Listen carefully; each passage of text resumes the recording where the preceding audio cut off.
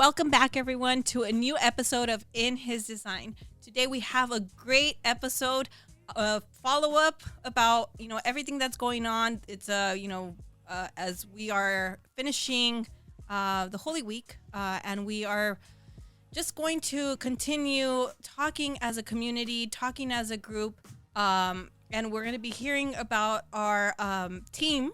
And we have a very special guest today who will be telling us testimony, what has encouraged him to be involved in our ministry, what brought him to the ministry, and let's continue learning and hearing about our team.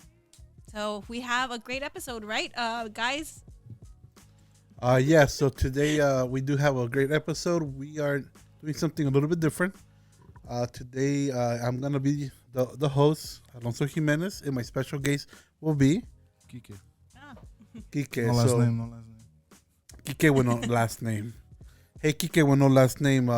It is a tradition now, for the past months that we read the Bible, Bible scripture, and from there, we ask our guests what's the thought that's been provoked by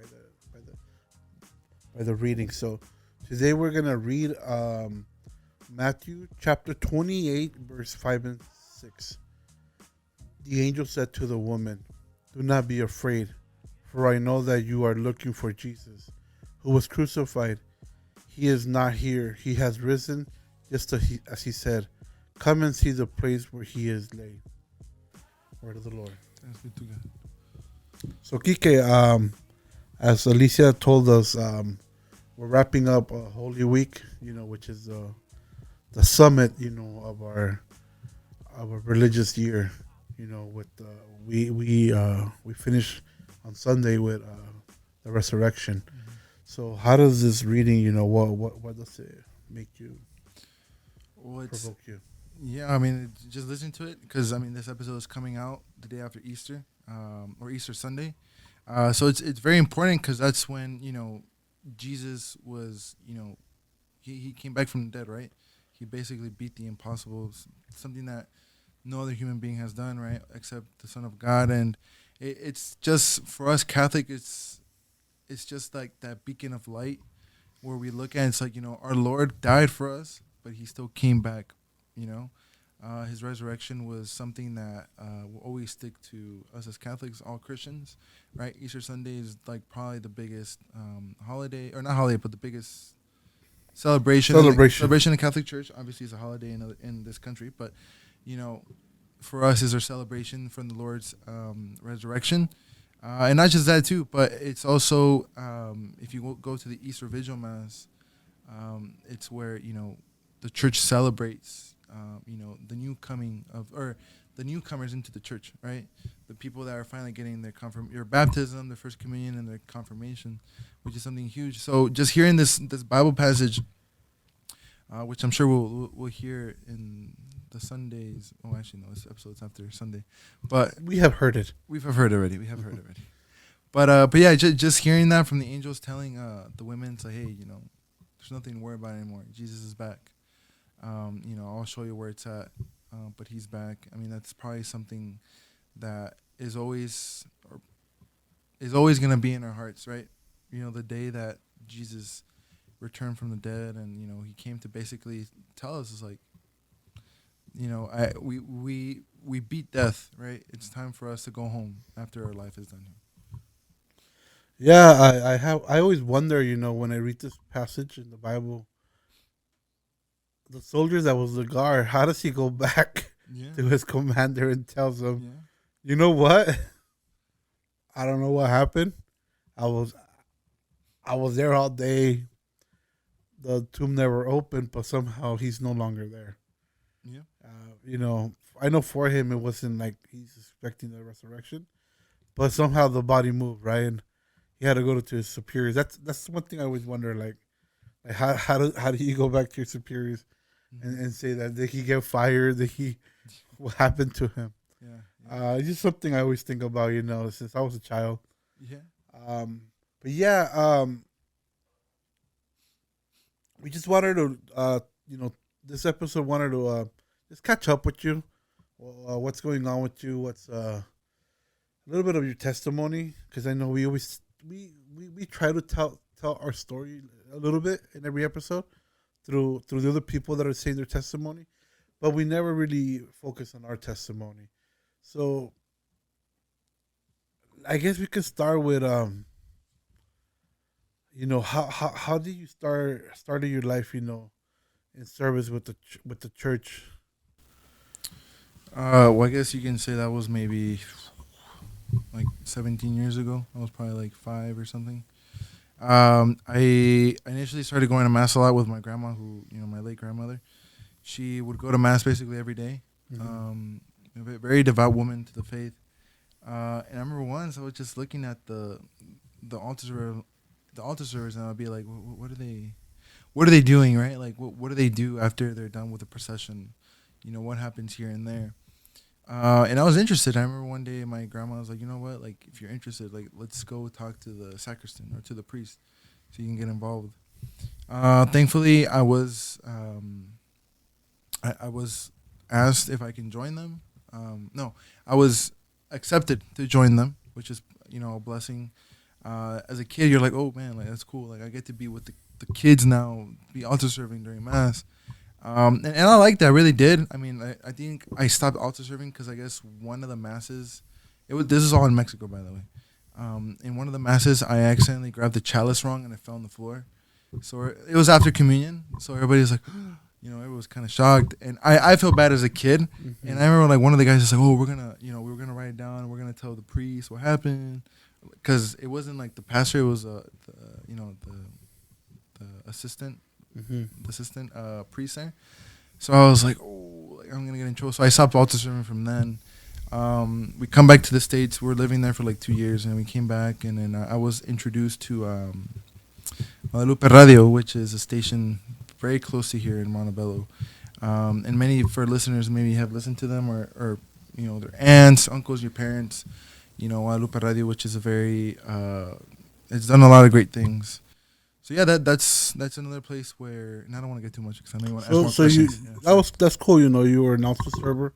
I mean, I think a lot of us have gone through it. I went through it too. I was an altar server. Mm-hmm. Not at a young age. I was actually already in high school when I was doing altar serving. Not for a very long time either. It was one of those things that I just went through. At a period of time when I was trying to figure out where do I belong in the church. But great. So now you're a little bit older. You're in your teenage years. Mm-hmm. You started serving for the Radio Guadalupe. Mm-hmm. And how did that go about? What was your role there, or what are some good memories you can recall from there? Yeah. I remember it wasn't the first time Mom was asking me because she was telling me, she's like, oh, I found this Catholic radio station. She knew about it already, like she was listening to it, but she was like, I found this Catholic radio station in El Monte, close to our house. She's like, do you want to go with me? And I was like, no, like I'm not really interested in going, right? So she's like, oh, they're doing like a festival, Mm-hmm. like a little thing there at the station. And I was like, do you think, like, I was like 10 or 11 or 12. I was like, is there gonna be games or like rides? And she's like, yeah. So I was like, okay, whatever, I'll go with you. So I went with her. It was a radioton where they raise money at the station. And I went with my mom. I got there, it was empty. I was like, where the rides? It's too small. Like, there's no food. There's nothing, right? Like, it looked empty. They had like a tarp, like a big one, and a bunch of chairs set up, like, because they do the conferences and mass outside. And I was like, what? Like, what is this? So then I told my mom, I was like, hey, what's the deal? Yeah. So she's like, oh, like, I just want you to join me. So we're asking people, like, what time is everything gonna start? Like, oh, we're gonna start like around 6. And it was like 5 o'clock. So then we went to a priest who was actually the main director of Guadalupe Radio. Many of you guys might know him, Padre Nevardo Quesada, who's from Jalisco, near my town, from Nochislan, actually, near you too. But my mom was like, hey, like, my son wants to altar serve. And he was just looking at me, kind of, and I was like, oh man, like, what's gonna happen?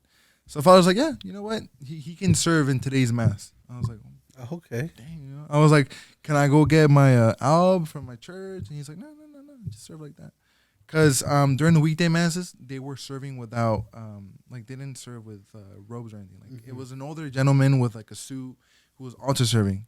And I was like, I don't have a suit. Like I went with like my little league jersey with like some sweatpants and like my tennis shoes. I was like, oh shoot, like I don't look good for this. And not just that too, but the mass was on TV, right? So I was like, so I was like, you know what, whatever, it's fine. So then they told the guys like, hey, like he wants to altar serve, can he join you? And the guy was like, yeah. So I started altar serving there in the beginning. I would go to the congresos, and then I would get to go. Hold on. It was a lot. It's a lot. You also served right that day. Yeah. What got you to go back? Just To go back the second day, because I think that's one of the most important things. You know, I know you did a lot after, but from that day 1 to day 2, that's one of the most important dates. Yeah. What was that second day that you did? Okay. Do you recall? So people are gonna make fun of me, but Let's make fun of you then. so I was, as I said, I was little. I was young. I was like 11, 12 years old.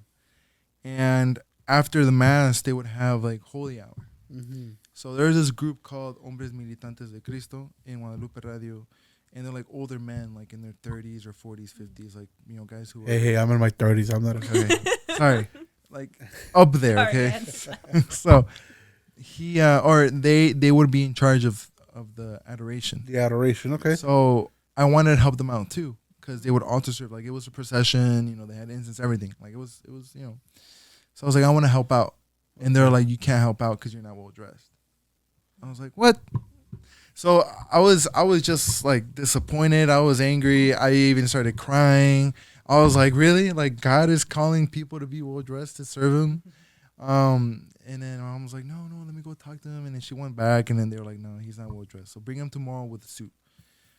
So I did go back. I didn't go on the suit. I went like in my normal clothes. Not normal clothes, like with tie, a shirt, and everything, slacks. A dress shirt and slacks. But the thing that made me go back, going to your question, is the wanting to serve. Just wanting to help out. So you were already with the spirit of service. I just wanted to help out. It was, it wasn't like, oh man, like, okay, they didn't let me help out. So you haven't been normal your whole life. What happened to the whole, I want to play in the park? I grew up in a very adult-like childhood. No, I'm just playing. No, but the little seed was already there. You already had that. You already saw that at home. Mm-hmm. Yeah. No matter what. So your mom is. It sounds like your mom was always like in service. Yeah. Or somehow, right? Yeah. I mean, she wasn't really like into, like she wasn't helping any church or anything. What she would do, because we lived in front of a church in West Covina called St. Christopher's. We lived in those apartments across the street. So I went to Catholic schools and everything. So every time or before she would go pick me up, she would go to St. Christopher's, and they had a little chapel there. Mm-hmm. In that chapel, the monstrance would be, Jesus would be out and exposed every single day. Okay. So my mom would go. She would do like 30 minutes, an hour. Like a holy hour. Yeah, kind of like that on the daily. So she wasn't in any ministries. Interesting. In fact, she actually got more into serving after I did. But she was more of like, I'm gonna go do my things, go pray, go to church. She was just like that. She wasn't. It's not that she didn't want to. She just didn't know how to. Because for us, we didn't know how. What about your grandparents? Like, you mentioned your grandma before. My grandma in Mexico, they were in Mexico. They were doing all that. They never served either. It was more of like, we go to church, we go do our thing. Daily mass. Daily mass, it was more of like. So more of the traditional, like. More, yeah. The Mexico traditional, like, going to mass.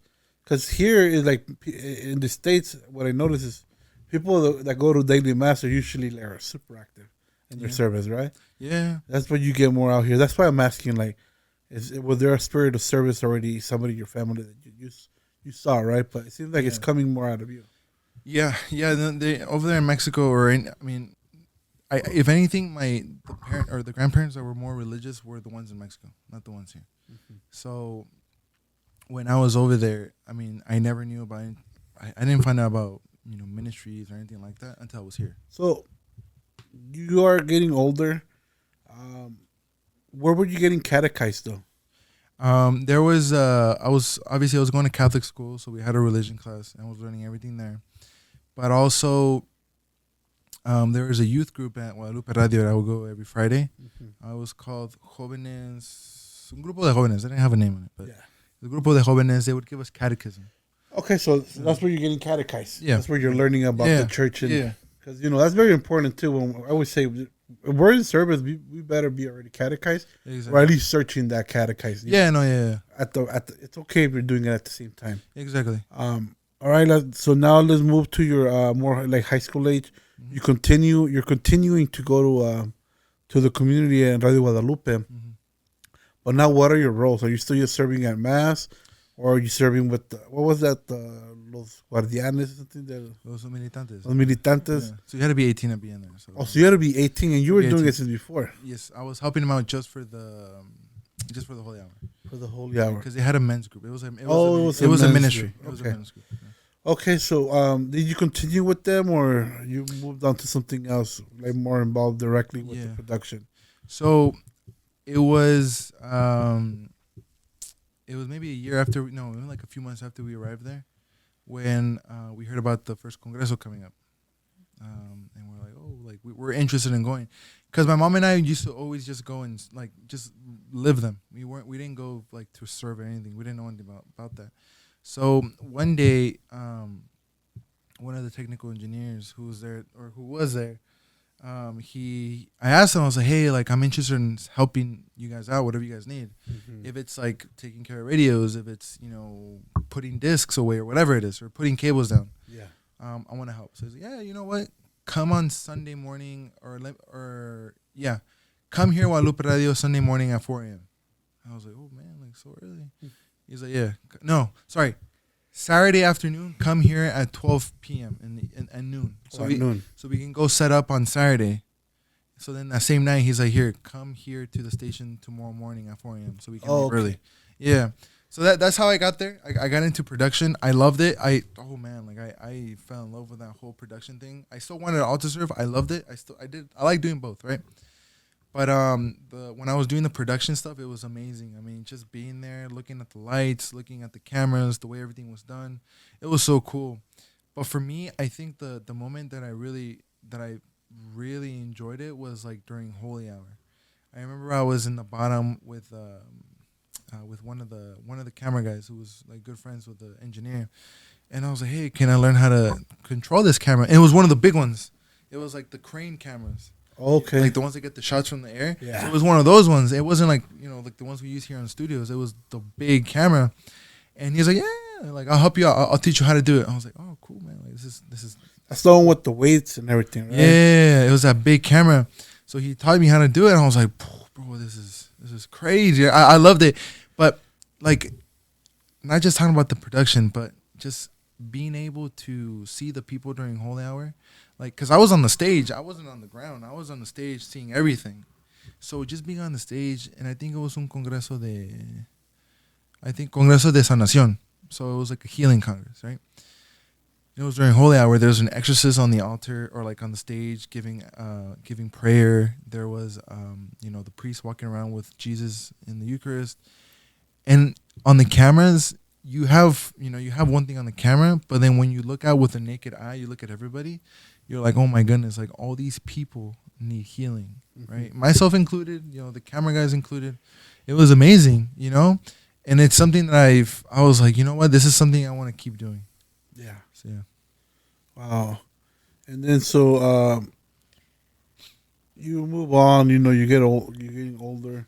Yeah. You graduate high school, and then what happens?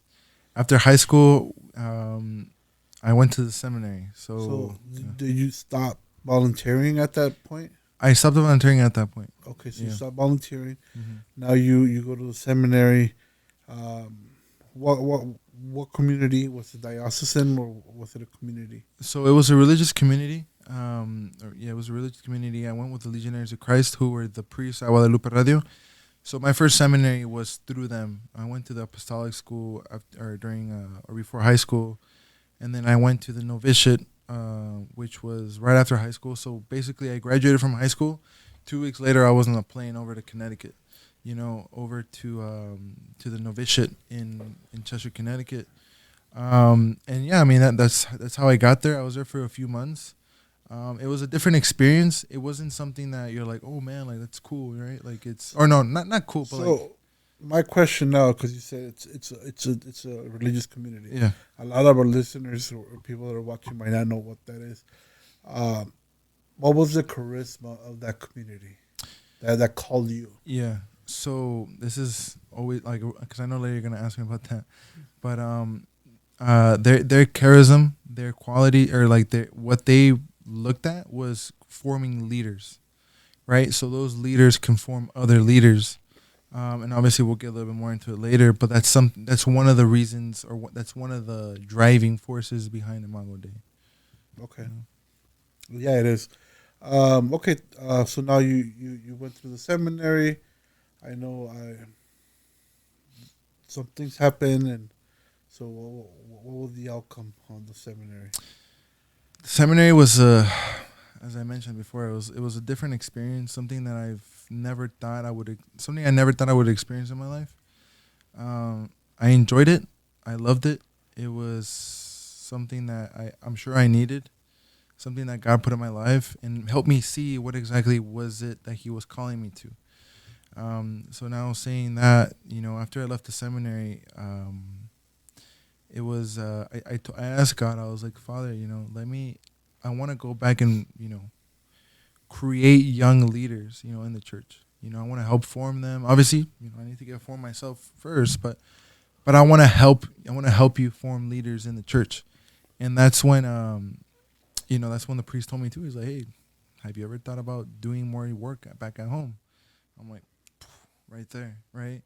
And I know we spoke about it last week when we got together for dinner here as a team, because I know we were talking about some projects, and they thought I was doing it because of the Cabrini movie, but no, it's not that. I remember when I was in the seminary, we had a class called Spirit of the Legion, which was a class where they talk about the legions, constitutions, everything they do. And in one of the classes, the father brought up St. Francis Cabrini. When I first heard about it, I was like, oh, it's a guy Saint Francis, right? Because you hear Francis, you're like, okay, Saint Francis. But then the next day I was like, oh, Saint Francis, like, who is he? Can you tell us more about him? And he's like, well, first of all, he's a girl. It's not a he. It's not a he. It's a girl. So, she's one of the first American saints. First saints here in the American soil, right? Obviously, she wasn't American. She was an Italian immigrant. And she did a lot, right? So I don't know if it was divine intervention. I don't know what it was. But as I told you last week, I was thinking about her. I was like, Lord, help me learn more about her. What can I do? In the seminary we didn't have access to the internet. We didn't have access to any of that, right? Because Nope. we're trying to get Break that. break that habit, get into the whole spiritual mindset.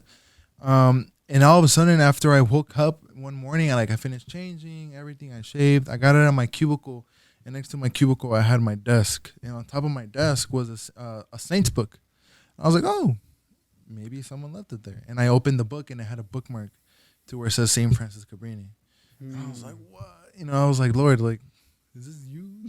But, the book was there. I read more about her, and I was like, she has that spirit of her mindset wasn't like creating apostles. It was more of helping people, but she still created that wave of like, hey, I'm going to teach you how I'm doing this. So bring this to different areas. Just to let our listeners know, this is already 3 weeks or 4 weeks since the movie has been released. Yes, this is not. And I haven't watched it. Oh, come on. and I don't have to watch the movie to know about it. And also, there's so many saints, I can name a lot of saints that you don't know about, or I know a lot more. So we all have our own saints, It's not, I never see this as a competition. I see this more as an admiration, right? I don't know about that saint, and you so that's why I even challenged you all like, hey, Kike, are you just talking about St. Francis Cabrini because that's all the news are talking about, all social media? Hey, man. So I challenged you on that because. Yeah. because of the movie, that's when I first heard of her, and I knew she was a woman the whole time because when I saw the previews, it was Cabrini, right, and it was just the woman. So at least I had that one over you. But no, like like it's always like at least you're right. Like when you hear somebody else telling stories about a new saint, it's like, oh, I didn't even know about that saint. Yeah. So that's why I challenged you. Was like, Mhm, "Kike, do you really know who she is, or it's in all the hype?" And you just explained to me like, no, I don't. I met her. I learned about her story through the when you were discerning it, the process of discerning, mhm. which is a beautiful time to learn about a saint, Yeah, right? yeah. And so I'm learning about her through Kike actually.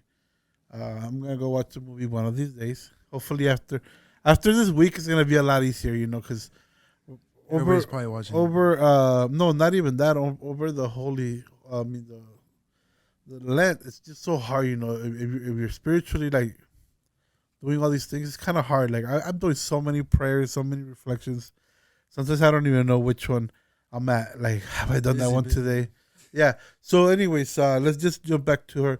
So you learn about her. So you had in a way an encounter with An her, encounter right? with her, yeah, in a way. So that's yeah. beautiful. When we do have these encounters Mhm. with our saints. And so what was her calling to action for you? Because I know you took that. What was that? Just how I told you that she was like she wasn't like the Legion, because when I was in Legion, I fell in love with their charism of forming leaders in the church. That wasn't her charism. Her charism was caring for people, right? Especially the children. She went to different countries, or her mission went to different countries, right? We celebrate our saints by their death day because that's when they made it to heaven. So we should be celebrating their death day. That's actually what do they call it? Uh, Their feast day. Their feast day. It's Yeah. their feast day. Why? Because they finally get to feast at the table with the Lord. So let's celebrate that. Yeah, exactly. Yeah. But now, moving along, I want to see if you can you connect Cabrini with what we did today. Yeah. So, if anybody didn't know, we did go out today. We recorded Yeah, this that's on Good Friday, but we went out to the streets of Los Angeles, which was downtown Los Angeles. downtown Los Angeles, the heart of Los Angeles. Yeah. It was, Starting at Olvera Street. yeah. So we started on Olvera Street, and then from there we went we passed the cathedral to the Disney or the Walt Disney Concert Hall, Yeah. a little bit further down. So just being there, seeing all that, it was a different. It was just different, right? When you guys watch the recap video, myself and many of the team members, we mention it. It's a different experience. Yes, many of you guys or even us, we've done missions where we go feed the homeless, but this is different because you're bringing Christ in a. We didn't have the Eucharist, we didn't have a priest or anything, but we're bringing Christ symbolically, right, through that cross itself. The most simple Way, yeah. the most simple sign that we have, which Yeah, is exactly, yeah. the empty cross. Exactly. And the thing I was telling Elisa, and I think I told you, it's kind of crazy how the people weren't looking at us. They're looking at the cross, right? I mean, not just the homeless or, people that are like, oh, what is that? Like, no, it was everybody, like young people, older people, mainly the homeless. That's something that kind of hit me hard, that if you look at the homeless, they're the ones that stared longer. They're the ones that looked more to the cross, because everybody else is like, oh, the cross, okay, walk away, that's it. Maybe a giggle here and there, making fun of us, it's fine, right? But the homeless are the ones who are kind of just looking at it. I don't know if you remember when we were passing or we're getting close to the cathedral, there was an African-American gentleman, he was a homeless guy. He kept looking at the cross. Yeah, I saw that. I was like, there's something there. It's like you don't feel it, you don't see it, but Christ is possibly talking, or that's that simple crucifix is possibly talking to that gentleman. You don't know how, you don't know, what's going on. Excuse me, but God was possibly talking to those homeless people, right? And it's such a powerful image because all those people were lost. I mean, they got lost with drugs or addictions, whatever it may be. Even some youth out there that might have seen it, they're like, oh my goodness, like it's Jesus, right? It's not just anything simple, right? I mean, obviously, it would have been more powerful if we had like actual Jesus on the Eucharist walking around the streets. But it just shows the power that God has, you know. Yeah, I mean, we don't. I mean, we do need Jesus, the presence of Jesus. But like I said, just by the cross, the empty cross actually symbolizes his resurrection because he's no longer there, right? Um, yeah, I think all of us can speak, for ourselves what we experienced today. But how can you bridge Cabrini to today? No, yeah. I know. No, I know. Sorry, I gotta talk it into the whole, like what was going on today. Yeah, I mean, I guess how I can bridge it, because how I told you guys before we went to walk, I was scared. Oh no, what did I tell you the whole time? I was worried. We all were, right? I guess. I wasn't. Yeah, okay, I wasn't. I was not. I'll say myself. I don't know, Alicia, who was back there in the producer's chair, if she was scared. I don't think she was, but I was probably the only scared guy there. Not scared, but I was kind of like, oh man, like how far deep are we gonna go into this, right? I think you were more concerned what we could encounter. what we can encounter as Yes. far as resistance. Rejection from yeah. those passing by, or what could have, Like, could were be we thrown gonna at do- us. We never Yeah, know. can I was just- we get hurt? Rage. I think it was more of getting hurt. It wasn't like getting judged, because No. as human beings we get judged all the time. It's because you are our leader. I mean, I always tell everybody, you're the youngest one, but you're our leader, Jesus, and really. you do carry that cross. Not no pun intended. You do carry that cross of the weight of Imago Dei more than us. We're here supporting you, supporting the ministry, but it's your baby. It's your personal cross. Exactly. It's your mission, and the team is here to help realize that mission. But I knew you were scared. That's why even in the car I was telling you, don't be scared, man. What's the worst that can happen? Alonso getting punched. I kind of punched before, So, and I knew that was your scariness. It wasn't like you said the judgment. I know what it was, but at the same time, man, Jesus went through a lot more than that, Oh no, yeah, of course. And so I always say to God, not to God, but I say in my prayer, if something happens bad while I'm representing you, amen. Mm-hmm. Amen. Because I don't know, maybe that person's going through something else, and that was the only way they can express themselves. Mm-hmm. And if I was me to take that, amen.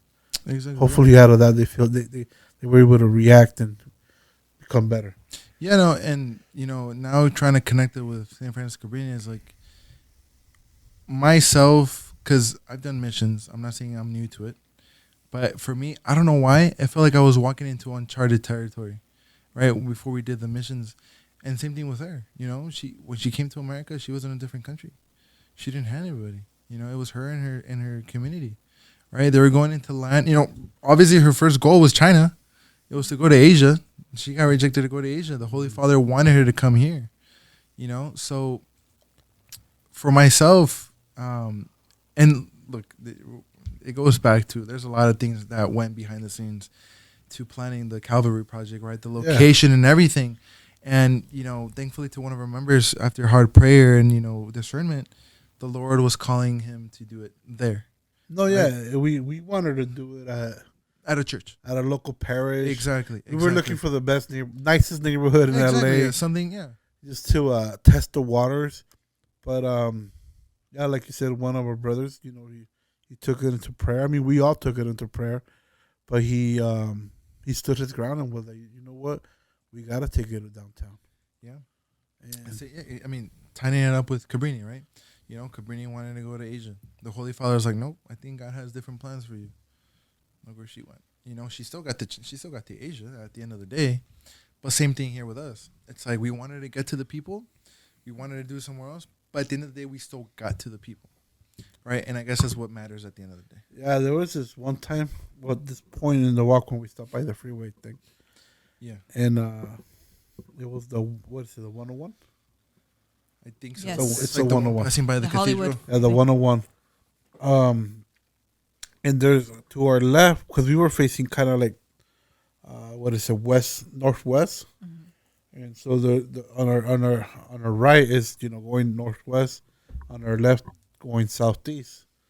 Um, there was somebody honking that was in the exit. Some ladies honking, Oh, this is lady in the red and truck. yeah, and until wasn't- we look and say hi to her. As soon as we did that, she she Did the sign of the cross. did the sign of the I cross saw that, yeah. and was calm. And I was like, wow, like The power of the Jesus. power of just she.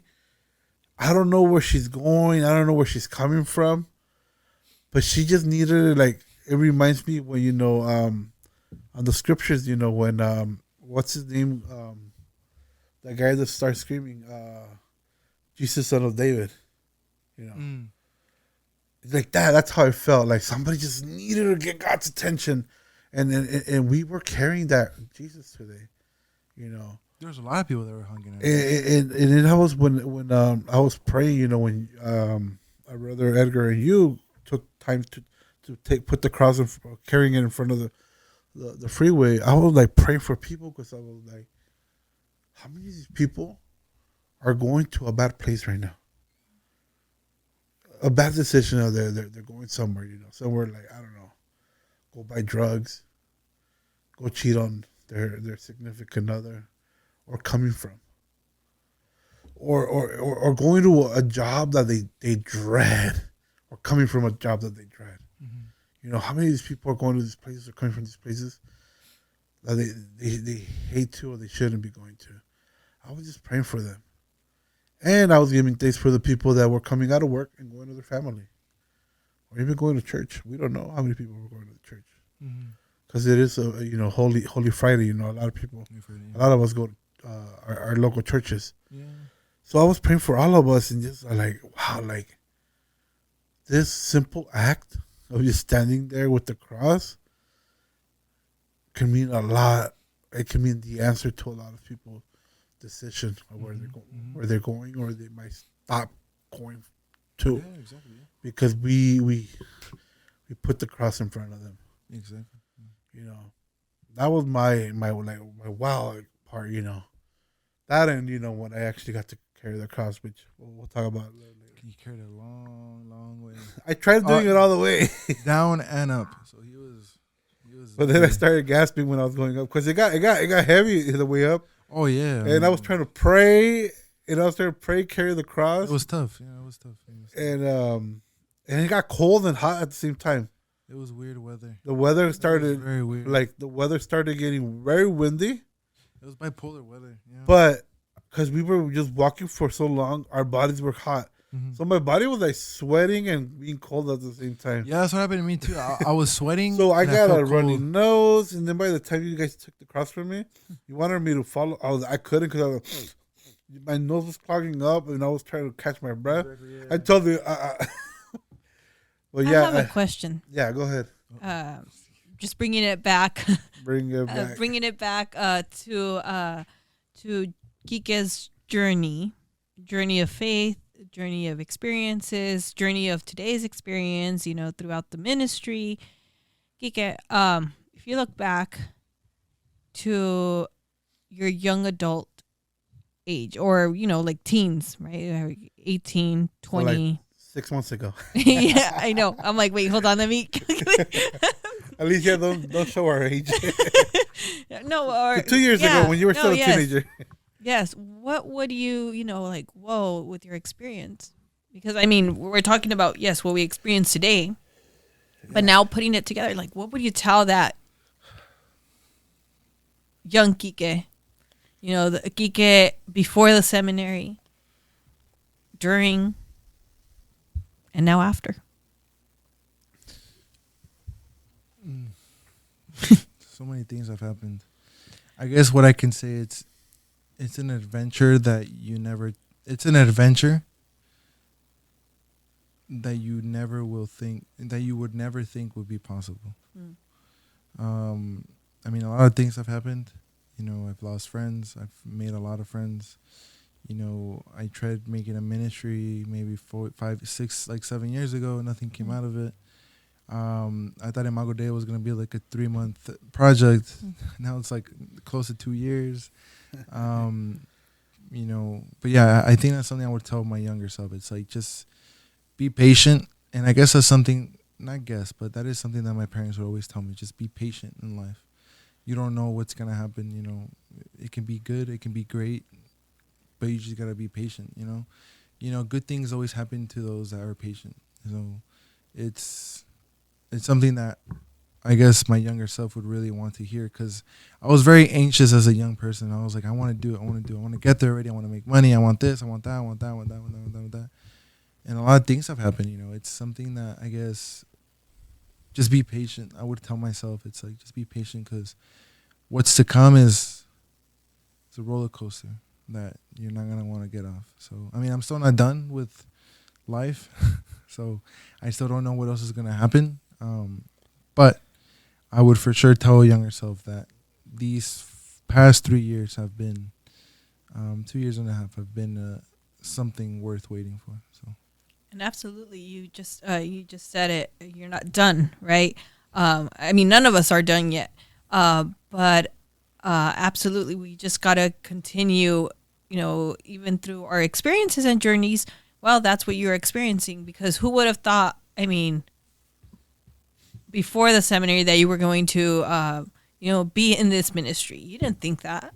I mean, it was just a matter of, through the experiences as well. Yeah, no, it's I mean, it's something that the Lord kind of just surprised me with. So it was something that He had in mind already for me. I mean, Alicia has been through this, through this ministry.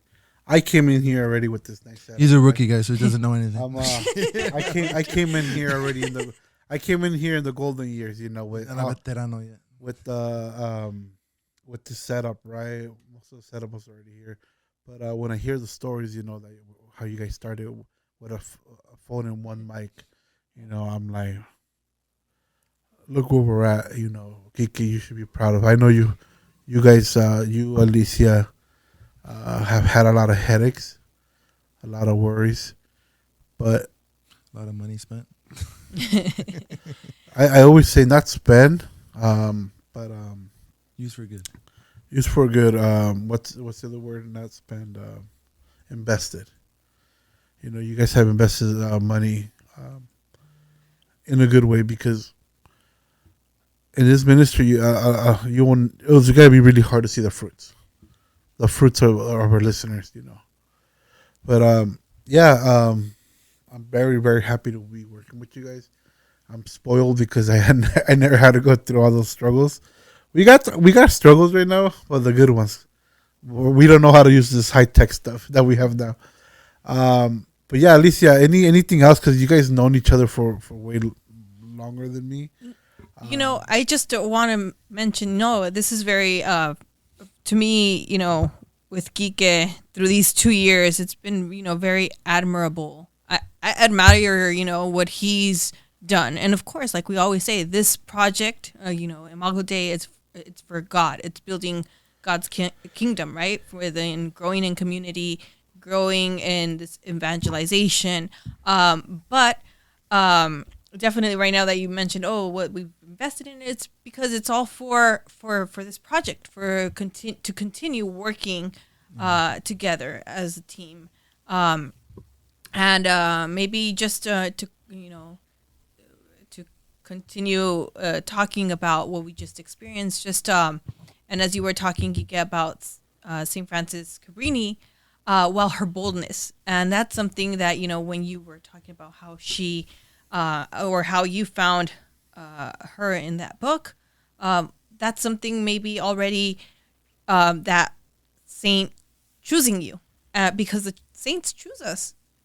Yes. And that's where St. Francis Cabrini chose you for this mission. Very subtle, but she chose you. And that's what's beautiful of the communion of saints and our saints, how they choose us. So, yeah, there you go. That's her gift, and that's God's gift. It's a mystery in the making. Yeah, no, it's been Yeah, this ministry has been up in. I mean, it's been a roller coaster as well. As you mentioned, right? We started off with a microphone or with like a cell phone. Yeah. Um, we started with one podcast, which was this one. This is the grandfather podcast of the whole ministry. It produced two more. Hopefully more. Hopefully more. More Hopefully to come. more to come. Well, hopefully, I think Alonso has some shows up his sleeve right now. We don't know yet. He hasn't told me anything yet. So, but it's been a good experience, and I'm happy. And you guys are all invited to join us. You guys are invited to join us. The way I'm here since January. This is March. I kidnapped him. The past 3 months. Disclosure.